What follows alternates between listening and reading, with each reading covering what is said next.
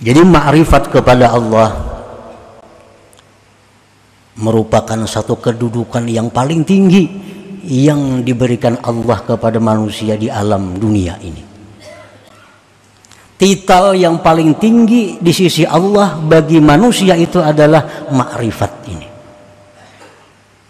Tidak ada titel jabatan apapun yang melebihi ma'rifat billah ini. Nah, karena saking hebatnya kedudukan yang namanya ma'rifat itu, karena saking mulianya, hebatnya, mantapnya kedudukan ma'rifat itu, hanya sedikit sekali manusia yang ingin mencapainya. Sedikit orang yang hendak ke situ. Semua mina. Berapa ekor yang hendak jadi presiden? Antara kapingin lagi jadi presiden, kada kapingin, SD aja kada tamat, tuh kada kapingin, semuaan kada kapinginnya, hanya ingat presiden. Nah, hanya orang-orang tertentu yang hanya ingin menjadi presiden itu. Nah, ma'rifat kepada Allah ini lebih tinggi dari presiden itu di sisi Allah. Nah, jadi tidak ingin memiliki jabatan ma'rifatullah kecuali memang orang-orang yang cita-citanya itu lebih tinggi dari bintang suraya.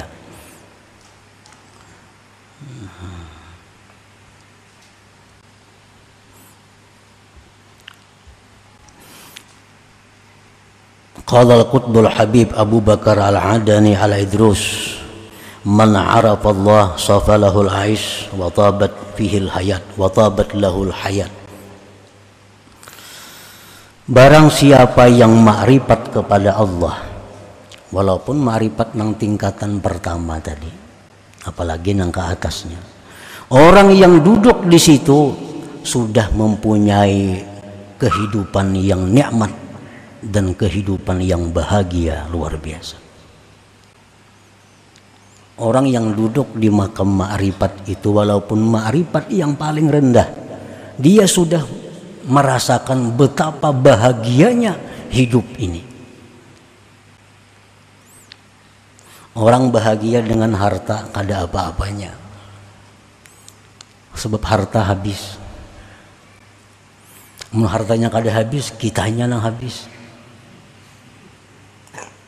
Jabatan sama, bila kada kita nang mati, jabatannya mati.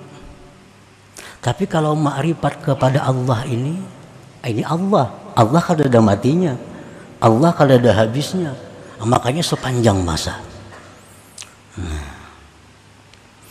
Waqad qila, sungguh dikata orang, inna fid dunya jannatan man dakhalaha lam yashtaq ila jannatil akhirah wa hiya ma'rifatullah ta'ala. Sesungguhnya di dalam dunia ini ada surga. Dalam dunia ini ada surga. Barang siapa yang masuk ke surga itu tidak akan ingin lagi surga di akhirat nanti. Surga apakah dalam dunia ini? Namanya surga ma'rifatullah ta'ala. Surga ma'rifat kepada Allah. Artinya orang yang ma'rifat kepada Allah itu, dia walaupun hidup di dunia tapi sudah merasakan kenikmatan melebihi daripada nikmatnya surga di akhirat. Ini ma'rifat lawan Allah, berkenal baik lawan Allah.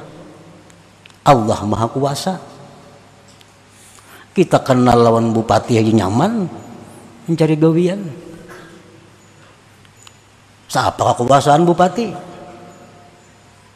Ada apa-apanya.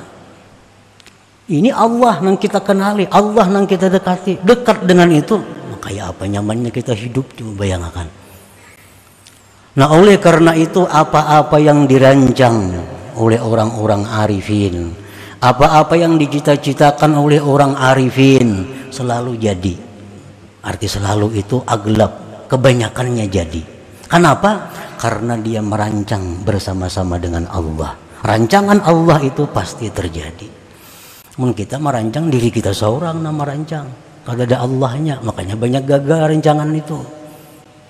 Orang arif itu merancang dengan Allah, bersama-sama Allah merancangnya. Karena mereka tidak lepas dari Allah. Sehingga apa yang dikehendakinya adalah kehendak Allah. Nah, jadi dalam dunia itu ada surga. Siapa yang masuk ke situ kada kepingin lagi surga akhirat, yaitu ma'rifatullah ta'ala.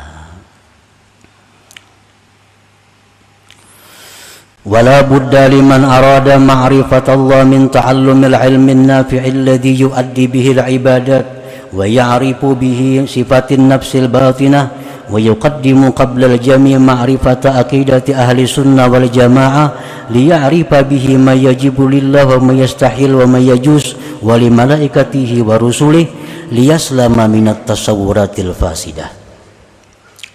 Orang nang hendak makrifat nih, bila kita tuh ada hendak ma'rifat dalam hati kita, oh itu berarti kita ini sudah punya cita-cita yang tinggi, punya himmah yang tinggi. Dalam hati kita ada hendaknya aku ma'rifat lawan Tuhan. Nah ini sudah orang baik, sudah orang mulia, hanya hendak. Ini ada nang kada hendak, kada ada kasih situ pikirannya, banyak juga itu. Nah, ini orang nang hendak ada ma'rifat itu. Maka tidak boleh tidak mesti belajar dulu ilmu yang bermanfaat, yang bisa dia menunaikan dengannya ibadat. Belajar fikih dulu supaya sembahyangnya sah, wudunya sah, amal-amal ibadahnya sah dulu. Pelajari itu. Kemudian belajar lagi ilmu-ilmu sifat nafsu batin, penyakit-penyakit hati. Nah, belajar ilmu batin untuk mengenali diri. Diriku ini sombong kah? Kada baik sombong, ganti lawan tawadhu. Diriku ini riya kah? Ganti lawan ikhlas. Nah, diriku ini hubud dunia kah? Ganti dengan zuhud. Nah, pelajari ilmu-ilmu yang bersangkutan dengan hati. Namun sebelumnya terlebih dahulu dia mempelajari, mengenali akidah Ahlus Sunnah wal Jamaah dulu. Nah, 50 akidah, apa-apa yang wajib, yang mustahil bagi Allah, wajib mustahil bagi Rasul, wajib mustahil bagi malaikat, dan yang harusnya apa. Nah, pelajari dulu itu supaya kita selamat daripada menggambarkan yang rusak-rusak. Karena memang kada belajar, karena membayangkan Allah tuh nang kayak apa, jadi rusak jadinya. Nah, jadi pelajari dulu ilmu 50 akidah, hanya fikih, hanya ilmu batin, ilmu hati, membuangi sifat-sifat nang kada baik, memperhiasi dengan sifat yang baik. Walidzalika kana tariqus sadah sufiyah mabnah ala talabil ilm wa kasratiz zikri ma'al hudur. Oleh karena demikian jalannya para penghulu sufi dibina atas menuntut ilmu dan perbanyak zikir dengan hadir hati.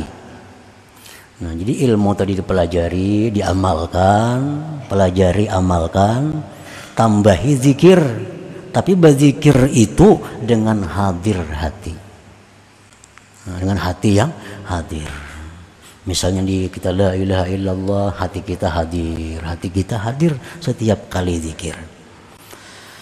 Nah, wa kanat bihadzal i'tibar ashalat turuq wa aqrabaha fil wusul ila ma'rifatillah ta'ala, maka adalah ini dengan ini i'tibar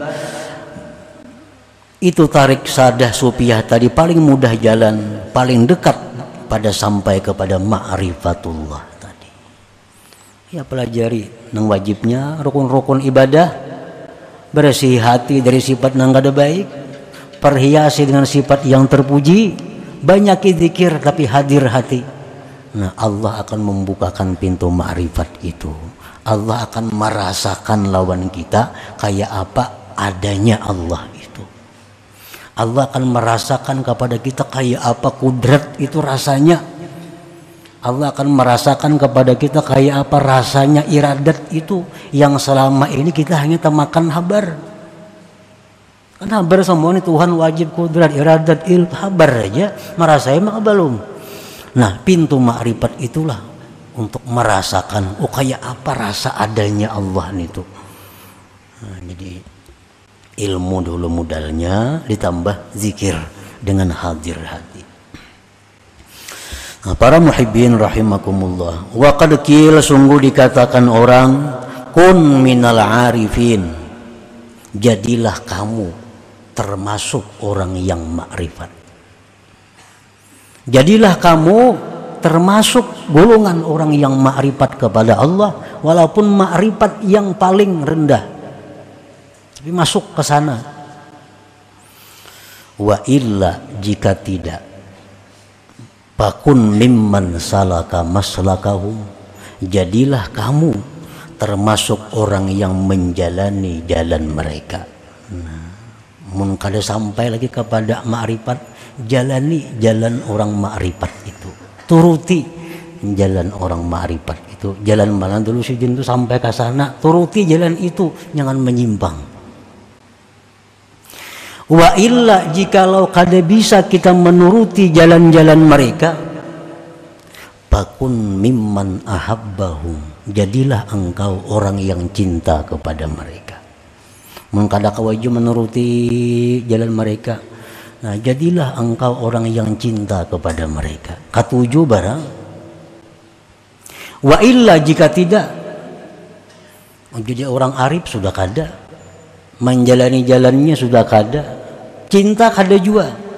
Fakun mimman saddaqahum, jadilah engkau termasuk orang yang mempercayai mereka. Percaya barang. Wala takun khamisa, jangan nomor 5. Jadi orang arif kada, menjalani jalan mereka kada, cinta kada, percaya kada. Nah, amun nomor 5 ini, patuhram min barakatihim wa syafaatihim, maka engkau tertegah berkah mereka, tertegah syafaat mereka itu. Nah, jadi mungkin kita kada kawa jadi orang arif, nah, ikuti jalan mereka. Kada kawa jauh mengikuti karena kesibukan kita banyak, nah, cintai mereka. Kada kawa jauh mencintai mereka, percaya dengan mereka. Jangan sampai di luar daripada itu. Karena kalau keluar, kita kada dapat berkahnya, kita kada dapat syafaatnya baik di dunia maupun di akhirat.